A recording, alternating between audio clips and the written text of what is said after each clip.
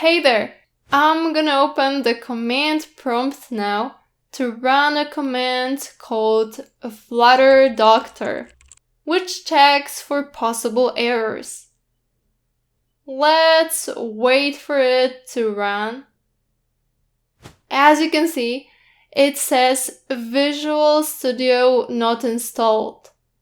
But since we are not gonna focus on Windows app development, you can ignore this issue. However, if you'd really like to get to know the program, I'm showing how to install it in the next video. The next issue is that some of the Android licenses are not accepted.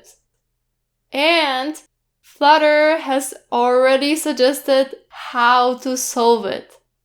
It's extremely easy, so let me copy this command, paste it here, and press Enter. Type Y and press Enter till you have accepted all the terms and conditions, and you're done.